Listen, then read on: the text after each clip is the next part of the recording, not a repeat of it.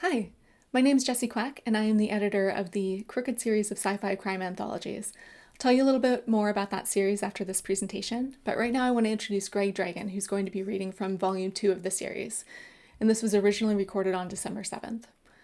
So Greg brings a fresh perspective to fiction by telling human stories of life, love, and relationships in a science fiction setting. This unconventional author spins his celestial scenes from an imagination nurtured from being an avid reader himself. His exposure to multiple cultures, religions, martial arts, and travel lends a unique dynamic to his stories. You can enjoy excerpts from his work by visiting his website, which will be in the show notes below. All right, go ahead, Greg. Thanks, Jesse. So I'll be reading City Cowboy today. It is a prequel story from Neon Eclipse, a book about a family of assassins in a near future city. I am a weapon, nothing more and nothing less. I recited these words as I sent Omari Glow Morrison off on his journey to the next life. The smoking bullet hole in his forehead held my gaze, drawing me deep into its depth. I struggled with the remainder of the words, dishonoring his passing, too out of it to realize what I was doing. In the distance, I could hear my name echoing, a small, gruff voice growling at me angrily. Jackson, Jackie, what's the matter with you, Jackie?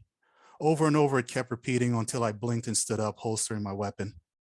I know he was your Migo, Jackie, but he made his choice, the voice offered softly. Glow's all right, I returned. Can you tell me why it had to be me? Every line on my record is a clean split. You even said so yourself. The directors now consider me a top clip. So what's the point if I'm still being made to bump off runners? How is me being out here freezing my balls off a reward in any way? It was late on a Friday in the Neon Mura district of K-City, and I was with Lucius Lucky Lou, my guild's vice president. Glow was my Migo, one of the guys I'd come up with running for the guild. Runners were gophers who did favors for us members with the hope of one day getting a formal invitation to the big leagues. Jackie, I told your mother how close you were to Omari and that you should do it. Figured you wouldn't like waking up to find him on a newsfeed hanging with his tongue cut out. You want to be sore about it? Be sore at me. But I wanted you on this, not only to give him a clean exit, but to send a lesson to the runners in our family. What lesson? I asked, taking a breath and regretting it instantly when the sick, sour stench of the garbage cans near us violated my nostrils. Talk and we'll send one of our best to take you out? No, Lucky replied patiently. That Maria Salazar's son will come knocking when they violate our trust. They respect you, and the ones too new to know you fear your reputation. It's not politics, it's justice. You clipping a line is like Maria clipping them directly. Because I'm her son, I exhaled, understanding the reasoning, though it did nothing for my psyche. Thing is, I know Glow's Alma and his boys. They won't just go away, Lucky. I'll have to lie to their faces for the rest of their lives. If it was anyone but you, he would have been tortured, Lucky said. You shot him like a soldier. Let me remind you, not only was he stealing from us, but he sold us out to the Doppies, naming names. He named your mother, Jackson. He paused for effect, letting those words settle in. He named your mother, he repeated, nearly shouting. Well, when you put it that way, I said, fuck him.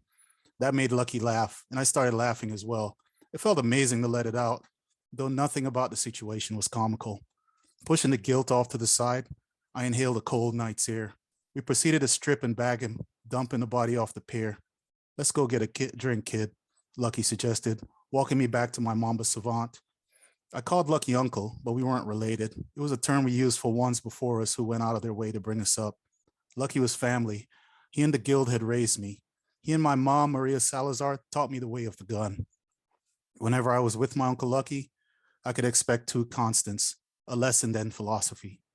When he got in the roller, he exhaled heavily, removed his hat and placed it on his knee.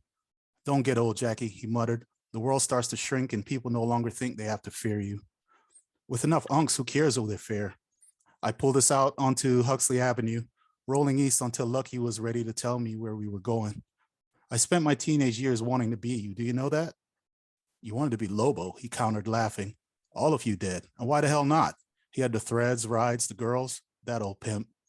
No, you're wrong, Lucky. Lobo has all that, but that's just flash. I look to you and Ma for my inspiration, because for the two of you, it was always about the unks. Now, don't get me wrong. I love Lobo. I don't have to tell you. He taught me a lot, lessons I rely on even now. But I wanted your style, understated, rich where it counts, and able to help out whenever my name gets called. I'm glad you're the one straightening me out. He looked me over and smiled, knowing I was telling the truth. I can see the influence, he said, but you need a tailor. I told you not to just grab the convenient crap off the racks. The way you get after it, you'll never be short on unks. Stop pinching pennies for knockoffs. A Salazar man should look the part. So enough of these cheap strip hauler vines. He pointed out a discoloration on my jacket to make his point. Smiling to myself, I ignored him for a time.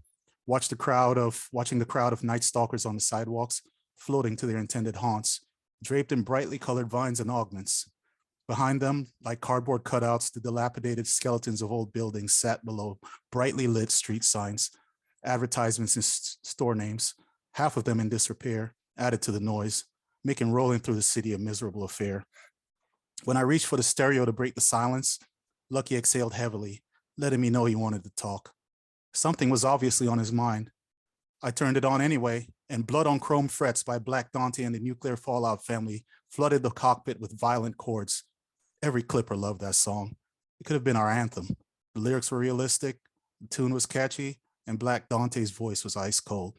It inspired across generations, evidenced by Lucky not asking me to turn it off.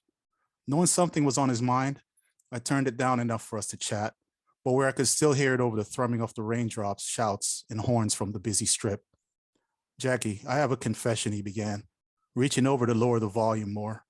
I let him do it, puzzling over what it was he would tell me and whether or not it would add to my stress. There's a reason I came out with you tonight. I said it was to catch up, but I have a personal line to clip and needed backup. Does Ma know? I asked. She knows I intend to set this right, but she doesn't know I'm having you and Tabby help me. That's if you agree, kid.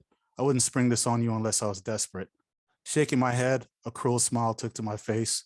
The bliss was in my blood, and I found it comical that the drive I expected to end in rest and recovery was now a transition to an off the books job. If the clip wasn't contracted, which wasn't likely, he was asking me to help him murder a civilian. I hoped I was mistaken, so I decided to ask. This an outsider you're asking me to clip, Lucky? Not you, me, he clarified quickly. I need you to watch my six. All right, I shrugged, satisfied with that answer. Who and when? An old clipper I ran with back in the high times when it was little more than me, Lobo, and your mother, getting into all kinds of hell. Knew him as Gage back then, Gage Ramen. But he changed his name to Null Resistor later when he started to get a rep. Null Resistor's an icy nickname, I said. Can I have it after we clip him? Lucky stifled a laugh. I don't think you'd want it if you knew the history of this glitch. I know this comes out of nowhere, but I heard from Tabby last night that he had moved back here to K-City. When I brought you the Omari job, I wanted to ask then, but things got moving fast. And look, if it were up to me, I would choose another night when we weren't already on guild business. Geez, I exhaled. It must have really pissed you off for you to have Tabitha Winter tracking him. Hasn't been cheap, let me tell you, he complained. Well, I said, the night is still young. And there's a drink with my name somewhere waiting and something silky for me to proposition as well. This clipper likes to get wet on both ends after a job, and so far, the only soaking we've got is from the foul K-City rain. I don't get you sometimes, Lucky. You ask me for anything if it's business, but let it be personal and you tiptoe around. You already know I won't say no. A little background couldn't help, though. Maybe if you make me understand, I could do more than show up to watch your back. What's this guy done for you to be out here with me and your thousand stompers? It's hard for me, Jackie. I can count a number of people I trust on one gnarly hand, he said, raising his well-manicured mitt, which was anything but gnarly. Lucky had been a playboy for as long as I knew him, and the only hard work those hands performed was squeezing triggers in the supple forms of his mistresses, which were too many to count. Which one of those fingers am I? The trigger finger? I laughed, smiling at my cleverness since the bliss had me drifting like a weightless cloud over the rain-soaked streets of the strip. No, you're the thumb, a pain in my ass, he growled. Noel's a seasoned clip who doesn't know I'm after him, but if he finds out, he'll be in the wind. Thanks for listening. Back to you, Jesse. Hi, and welcome back. I promised I'd tell you a little bit more about Crooked at the end, and here we are. So what is Crooked?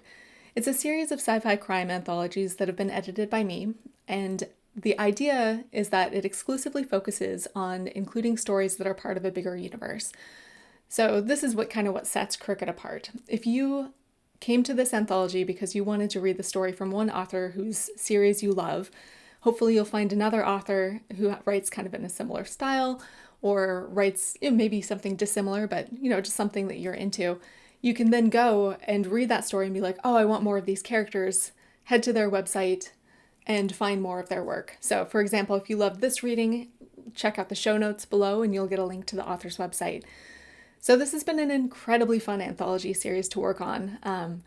Please keep an eye out for round 3, which will be coming next year sometime. And if you enjoyed this reading, please support the author. Go buy their books.